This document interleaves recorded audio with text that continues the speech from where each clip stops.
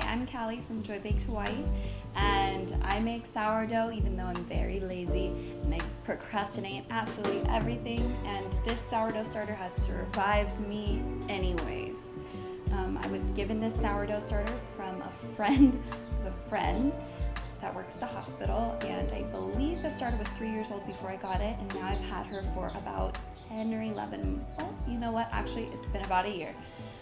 Because I started this when my daughter was born, and she's almost a year. I have left my sourdough starter in the fridge for a week. She needs to be revived, and I think she may have sat out on the counter for a couple days before I put her in the fridge. I'm taking a look at her, and I see a lot of liquid at the top. And you don't want to drink it. You do not want to do anything with the hooch. You want to dump it out. You don't want anything to do with it. Ugh. But it doesn't mean your sourdough starter is bad. Hooch can look pretty nasty. It turns black when it's been in the fridge for a really long time, and you might get a really big buildup.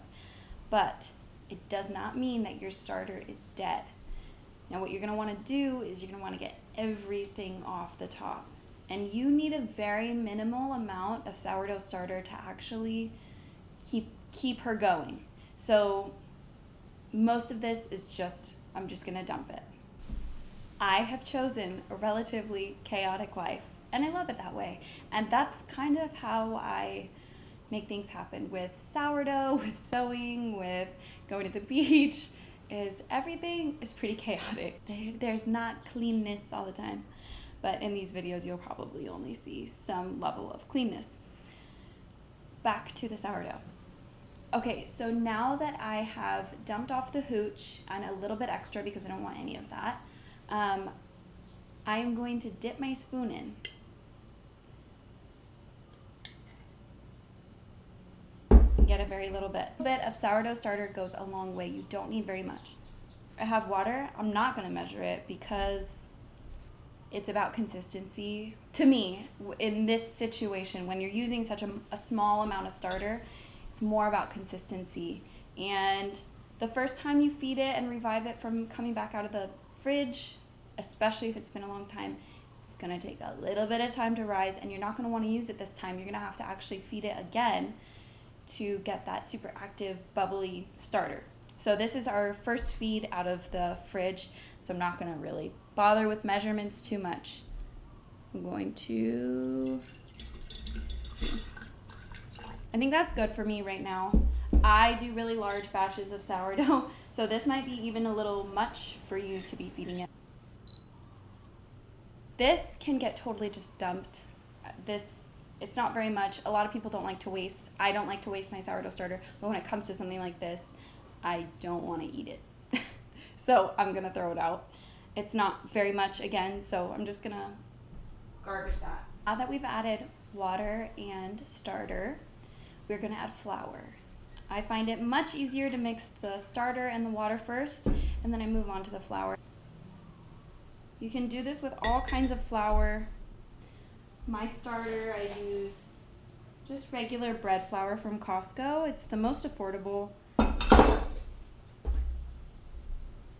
And you know, you have to start somewhere. I can't mill my own wheat yet because we're not ready to spend that kind of money on a machine at this time, but eventually we will. But for right now, we're just gonna stick with what we got. So we're using bread flour, and we don't like to eat a lot of bread because it's really not that great for you. But this is better for you than buying from the store. And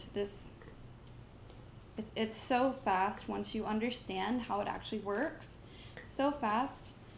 I often make focaccias like with my sourdough discard, and I'll just leave it out all day to rise. I mix all the ingredients all at one time. I do almost no folds. Just mix everything together and let it happen. It doesn't need to be perfect, especially if it's for your family. It doesn't need to be perfect. It's gonna be better than store-bought bread for sure. It doesn't need to be perfect. So that's your thick pancake batter consistency. But a lot of different things work, and sourdough is actually pretty resilient. Like leaving it in the fridge for 3 to 4 months, and then you just take a little tiny bit of goodness, no hooch, and you can revive it. So now I have a flour sack towel, and I've cut these into a bunch of squares. I hear my baby.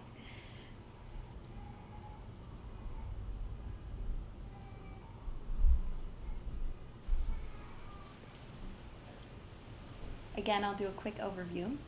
Once it's been in the fridge, you're gonna wanna feed it at least twice to get her ready for bread. A general rule is equal parts. That's a general rule.